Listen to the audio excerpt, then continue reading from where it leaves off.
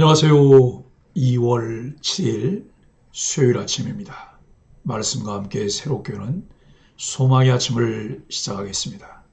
엘머 타운즈는 승리하기 위해 대적에게 일일이 반응할 필요가 없다. 오직 주님의 말씀에만 반응하라 라고 이야기합니다. 사무엘하 12장 16절로 31절까지 말씀을 본문으로 하여 엄중한 심판, 여전한 하나님의 은혜라고 하는 주제로 함께 은혜를 나누기를 원합니다. 징계의 주체는 하나님 아버지입니다. 징계의 동기는 사랑입니다. 하나님 아버지가 사랑을 가지고 자녀를 징계하시는데 그 징계를 경히 여기지 말라고 말씀하시며 하나님께 꾸지람을 받을 때 낙심하지 말라고 하십니다. 내 자식이 아니면 아이가 잘못된 길을 갈 때 안타까워하기는 하지만 애써 찾아가 훈계하지 않습니다. 내가 어떻게 해야 된다고 생각하지 않기 때문입니다. 그러나 내 자식은 그럴 수 없습니다. 가르쳐야 하고 돌이키도록 해야 합니다.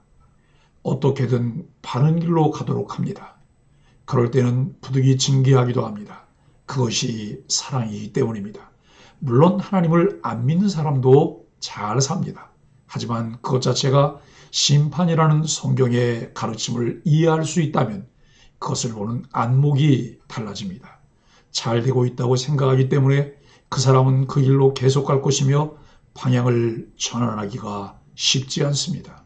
사탄은 악인의 형통함을 부러워하며 동경하게 합니다. 영적 속임수입니다.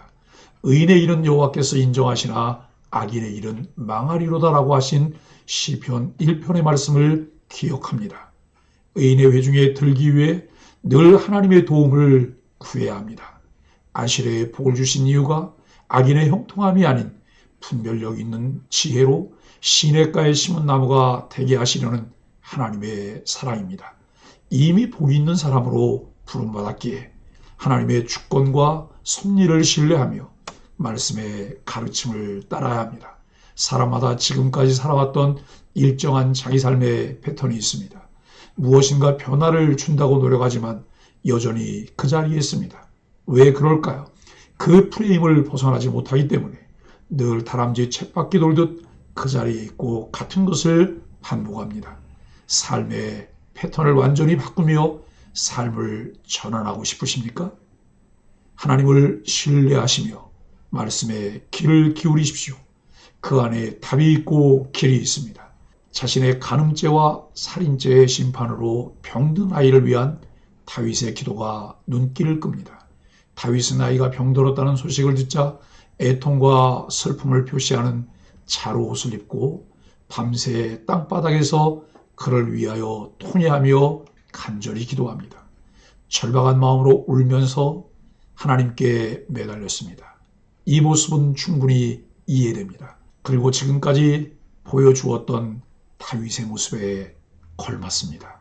비록 왕으로서 전투에 나가지도 않고 남편이 있는 밧세바와 간음죄를 저지르고 그것을 덮으려고 우리아를 죽게 할 정도로 타락하고 둔감해졌지만 그는 여전히 신앙인으로서 뿌리를 잃지 않았습니다.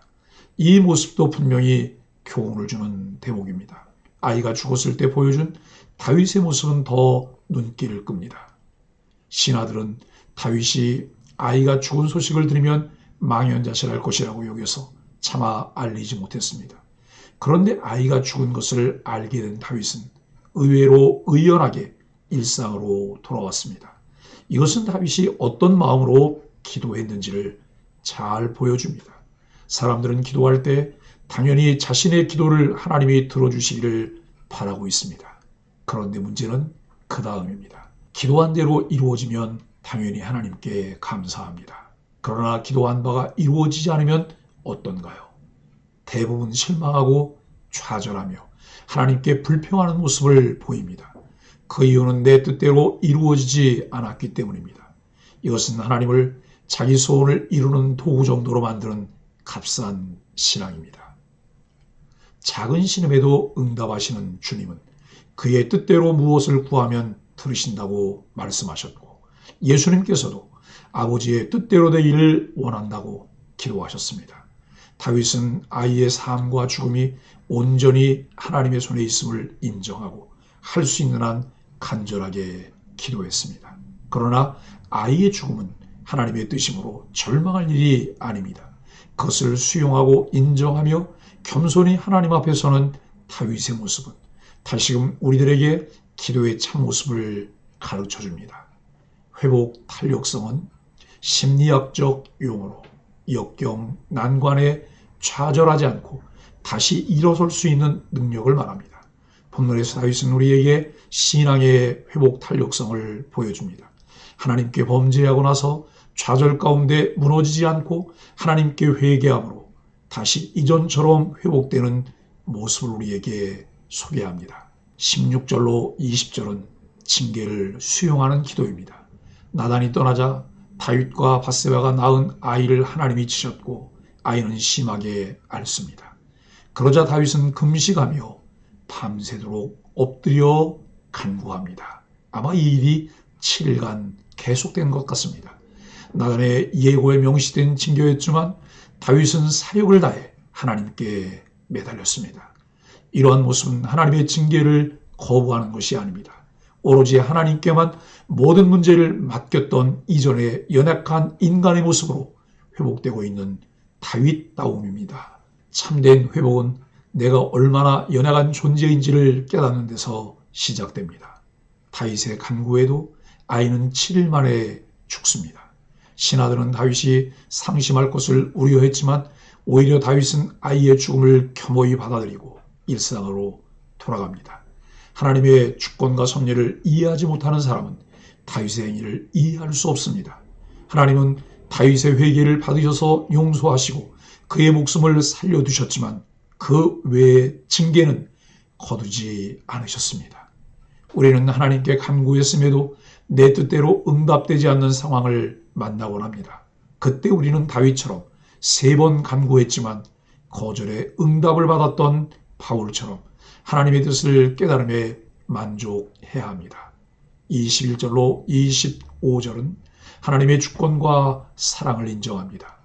다윗은 아내 밧세바를 위로하고 동침하여 아이를 낳아 그 이름을 솔로몬이라 짓습니다. 이제까지 사무엘서 기자는 밧세바를 우리아의 아내로 소개했지만 이제 밧세바로 소개합니다.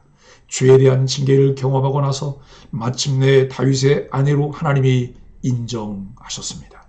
밧세바는 우리아와 아이의 죽음으로 고통의 시간을 보냈지만 이제 비로소 하나님의 위로를 얻게 되었습니다. 하나님의 징계는 아프지만 전심으로 하나님의 얼굴을 구하며 회개할 때 하나님은 우리를 새롭게 하시며 회복케 하십니다. 회개는 살짝 상황을 피하는 미봉책이 아닙니다. 그 손길을 겸허히 받아들일 때 더 깊은 은혜를 체험하게 됩니다. 하나님의 은혜를 경험하며 매 순간 그 은혜 안에 살기를 원하십니까? 그렇다면 하나님의 말씀의 귀를 기울이십시오. 하나님은 솔로몬을 사랑하시는 증거로 여디디야 곧 여호와께 사랑을 받은 자라는 이름을 주십니다. 솔로몬을 사랑하신다는 것은 다윗의 모든 죄를 용서하신다는 의미이기도 합니다. 살인죄와 간음죄, 무엇보다도 하나님의 말씀을 업신여긴 죄를 지었던 다윗을 용서하셨습니다. 우리의 죄가 주홍과 같이 붉을지라도 죄를 자복하고 하나님의 은혜를 사모하며 나아가면 눈과 같이 희게 됩니다. 그때 요압이 암몬 자손의 랍바를 공격해 왕성을 점령합니다. 이어서 다윗은 군사를 이끌고 가서 암몬 정복을 마무리하고 많은 전리품을 얻습니다. 다윗이 암몬 왕의 왕관을 쓴 것은 자신이 암몬 왕이 되었음을 공표하는 의미입니다. 전쟁 중에 왕국에 머물다가 범죄하고 추락했던 다윗이 다시금 지혜롭고 용맹한 통수권자로 지위를 회복한 모습입니다. 사랑하는 소망의 가족 여러분, 사명의 자리에서 그 사명을 충실히 감당하고 있을 때는 시험에 들지 않습니다. 그러나 사명의 자리를 게을리할 때 우는 사자처럼 삼킬 자를 찾는 사탄은 그 틈새를 그대로 두지 않습니다. 신앙생활 하다 보면 시험에 들었다고 말하는 분들이 있습니다. 다른 사람 때문에 시험에 든다고 생각하십니까? 성경은 그렇게 말하지 않습니다. 야고보서 1장 14절은 오직 각 사람이 시험을 받는 것은 자기 욕심에 끌려 미혹됨이니라고 말씀합니다. 나의 사명의 자리는 어디입니까? 그곳에서 하나님의 군사 일꾼으로 순전하게 쓰임받기를 바랍니다. 다윗은 자기 안에 있는 대적을 이기고 나서야 자기 밖에 있는 대적을 이길 수 있었습니다. 영적인 나태, 교만, 그리고 하나님을 업신여김에 빠지지 않도록 날마다 하나님 말씀에 자신을 비추며 새롭게 하고 항상 하나님과 동행하기를 힘써야 합니다. 그렇게 할 때 실족하여 넘어져도 신앙의 회복 탄력성으로 다시 일어설 수 있습니다. 죄를 지었을 때 진심으로 회개하고 그 결과는 하나님께 달려있음을 인정해야 합니다. 어떤 대가를 치르고 얼마나 오래 견뎌야 하는가는 주님의 섭리 아래에 있다는 것을 인정하며 인내하는 것이 신앙입니다. 우리는 징계하시되 영원히 버리지 않으시는 하나님을 붙잡고 고통의 시간을 불평하지 말고 감수할 수 있어야 합니다. 주님의 긍휼하심을 구하고 겸손히 주님의 주권을 인정하며 하나님의 일하심을 기도하는 소망의 가족들이 되기를 예수 그리스도 이름으로 간절히 축복합니다. 함께 기도하겠습니다. 죄를 미워하시는 하나님, 고통스러운 상황일지라도 그것이 우리가 짊어져야 할 일이라면 믿음으로 감당하게 하여 주옵소서. 우리 안에 있는 죄성으로 인해 주변 사람들이 고통받을 수 있음을 기억하게 하여 주옵소서. 또한 작은 죄라도 민감하게 반응하며 경건한 자세로 살게 하여 주옵소서. 예수님의 이름으로 간절히 기도합니다. 아멘.